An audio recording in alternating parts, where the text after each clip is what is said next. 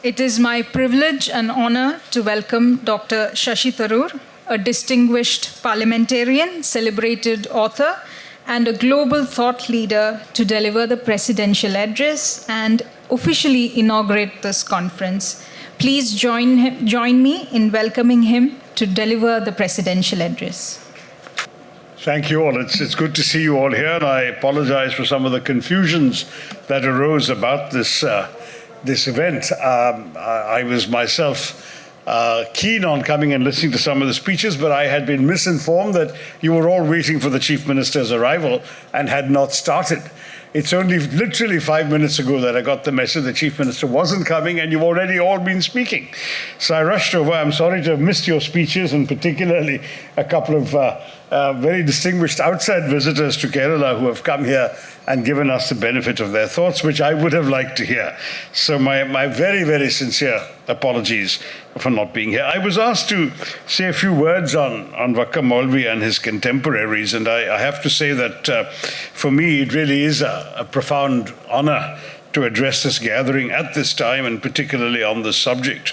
The Vakkom Moulavi Foundation Trust and the University of Kerala, both institutions I've had the pleasure of speaking to in the past. I have enormous respect for their very valuable contributions to the intellectual life of our state and indeed of our society. This theme that I notice here, tradition, dialogue, and dissent in the princely states, is an interesting tribute to an extraordinary figure who I think deserves to be better known than frankly he has been outside the state of Kerala. And I'm glad that you've had this opportunity to review this extraordinary figure's contributions and that of the constellation of reformers who illuminated Kerala's socio-political and intellectual landscape at a time, I might add, when there was ferment in many other parts of the country as well.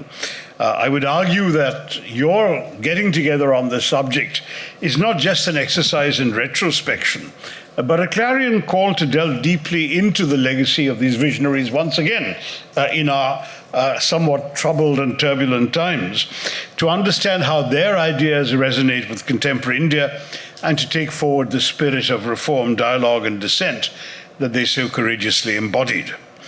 There's no doubt that Vakkom Moulavi's life was a rare blend of audacity and wisdom, of tradition and modernity, and particularly in an era shackled by literacy, inequality, and orthodoxy.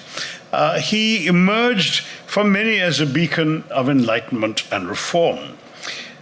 Those of us who follow the media in the state know that Vakkom Moulavi's name is inseparable from Swadesh Abhimani, the newspaper he founded, a powerful instrument of truth, justice, and accountability. He wielded his pen as a sword, and occasionally the pen of his journalists as well, fearlessly exposing corruption, authoritarianism, and societal injustices. His writing sought to awaken not just his community, but the conscience of the entire region. And as we all know, he paid a terrible price for it, losing not only his own freedom, but his press as well, and being exiled from his part of the state. But I do want to say that despite enduring the repression of the state and the confiscation of his press, he did remain unwavering in his commitment to the truth, and he set a standard of journalistic integrity that has not always been possible for some of his successors to emulate. In today's India, where the media often oscillates between suppression and sensationalism, Vakkom Moulavi's fearless journalism stands as an enduring exemplar of the press as truly the fourth pillar of democracy, a voice for the marginalized and a watchdog for justice. At the same time, his contribution to the educational revolution in the state should not be underestimated. He understood that education was the key to liberation, not just for individuals, but for entire communities. He championed the cause of modern education, emphasizing in particular, and I say this conscious of the significance of this in the Muslim community, its transformative potential for women and marginalized groups. his vision of harmonizing religious values with rational thought was both revolutionary and deeply relevant. As India today grapples with widening educational disparities and ideological debates on curriculum reform, including in the state, Moulavi's legacy challenges us to craft an inclusive, forward-looking education system that empowers rather than divides. And in his efforts to rejuvenate the Muslim community of Kerala, Vakkom Moulavi took a lot of risks. He called for introspection, rationality, and a clean break away from superstition and regressive practices. And this was not always welcome and arguably would still be a challenging task today. But his reformist zeal was throughout guided by an ethic of compassion, inclusivity, and a profound understanding of spiritual values. In an age where religion has often been and is becoming increasingly a divisive force, I think Vakkom Moulavi's ability to reconcile faith with reason and progress is a lesson in fostering harmony and reform in a pluralistic society like India, that India is and should ideally remain.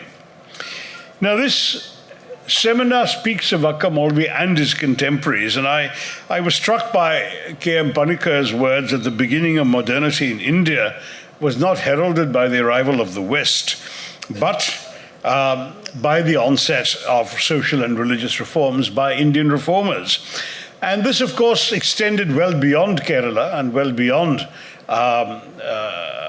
Vakkom Moulavi's immediate circle of acquaintances, but I'd like to put it in the context of what was happening in our country in the 19th century, from the singular efforts of Raja Ram Mohan Roy and Ishwar Chandra Vidyasagar in Bengal to remedy the deplorable conditions in which women were compelled to live and to reform or reject regressive socio-religious practices. And we know that across northern India there were other reform efforts throughout the 19th century. Dayanand Saraswati, the founder of the Arya Samaj, was amongst its foremost embodiments. And of course, other parts of India were not far behind. In Maharashtra, M.G. Ranade founded the Prarthana Samaj, which sought to guide society towards a more egalitarian religious order. In Maharashtra, we know Jyotirao Phule set up the Satya Shodhak Samaj alongside his legendary wife Savitribai, India's first woman teacher and poet, who is credited with launching our feminist movement. And they took on the deeply entrenched caste system, railing against untouchability and championing social equality by advocating the education and empowerment of women and lower caste communities, all while critiquing the religious and social hierarchies upheld in traditional Hindu practices. As you come further south in Andhra Pradesh, Kandukuri Veerasalingam initiated a vibrant movement that championed the education of women and the remarriage of widows and aimed to discard the dowry system and the custom of child marriage. And so all of these things were happening across India, and they were happening in ways that I think Vakkom Moulavi was not at all unconscious of. At the same time, the Renaissance began in Kerala with that wonderful trio of Sri Narayana Guru, Chattambi Swami, and Mahatma Ayyankali, who did their extraordinary efforts. Sri Narayana Guru calling for one caste, one religion, one God for all humanity, all humankind, and revolutionizing the Hindu faith from within, while radically challenging the caste hierarchies that plagued his faith.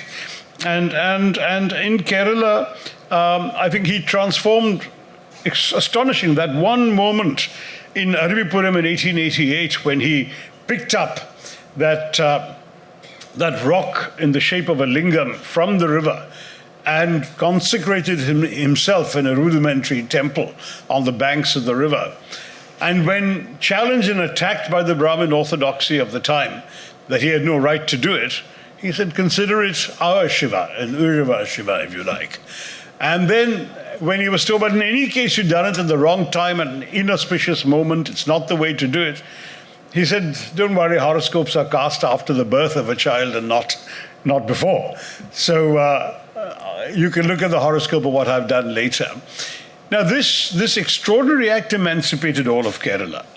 in parallel pretty much. In fact, 5 years after Arivipuram was when Mahatma Ayyankali, in a state, in Travancore state, which prohibited Dalits from using certain roads and from using certain means of transportation. Dalits were not allowed to ride on carts, bullock carts and so on. He dressed himself up in finery and a turban, got onto a bullock cart with bells attached to the bulls in order to ensure that they would make a noise when he drove down a forbidden street. And that too was a kind of dramatic challenge to the systems that had been used to oppress the people. And of course, Chattambi Swamigal, who did not suffer from the caste disabilities of Narayana Guru and Ayyankali, but who himself advocated rationality and universalism in the Hindu faith and became a profound influence on the others. All of this, I think, this was the heritage that Vakkom Moulavi inherited. That his emphasis, his own work of intellectual awakening within his community, undoubtedly benefited from his consciousness of what had been done by these pioneers before him in Kerala. And I think it's worth making this point that when we speak of Vakkom Moulavi and his contemporaries, there is a context, and that context is a relevant one to an appreciation of what has been so casually, but perhaps now taken for granted, called the Kerala Renaissance. That Renaissance actually spanned across various struggles, whether it was against caste discrimination, untouchability, lack of rationality and superstition in caste Hinduism, and now serious social reform within the Muslim community. And I'm not omitting the Christians, because preceding all of these names I mentioned, you have Saint Elekos Kurekos Chavara, who back in the 1840s and 50s became the first person in Kerala to bring Dalits into school, where he taught them all subjects, including Sanskrit, an unthinkable prohibition, as you know, a violation of a prohibition at that point.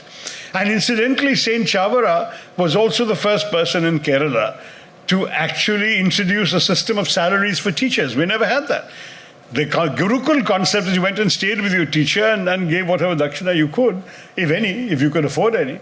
But the notion of collecting money from parishioners and paying a teacher a salary and making sure the teacher came and taught in the school attached to the church was Saint Chavara's extraordinary insight. Now, all of these things I mention because every community in pluralist Kerala participated in this zeal for reform from the mid-19th century to the early 20th that we are now celebrating when we speak about Vakkom Khader Moulavi. Now, I'm sorry I missed the seminar's keynote address by Rakshanda Jalil. I have been following her writings for many years, since first meeting her, I believe, as when you were a teenager, Rakshanda, and I published my first book, and I was told about this promising young writer who was just emerging on the scene. I was visiting from the UN, and we talked at that time when I just published the Great Indian Novel back in 1989. But her talking about Hasrat Mohani, the poet-politician who combined socialism with Islamic colors, must have been fascinating, because I've always understood, without knowing, of course, a fraction of what she would know, that Mohani's vision of justice and equity resonates with India's ongoing efforts to balance economic growth with social responsibility.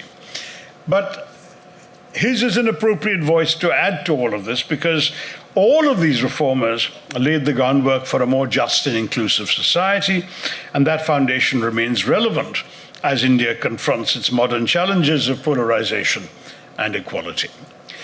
Now, since you've done me the immense honor of asking me to officially deliver the presidential address over a gathering that I have failed to preside over, let me just say that I can't conclude without trying to draw some connections to the contemporary challenges we face in Indian society from the life of Vakkom Moulavi and indeed of his contemporaries.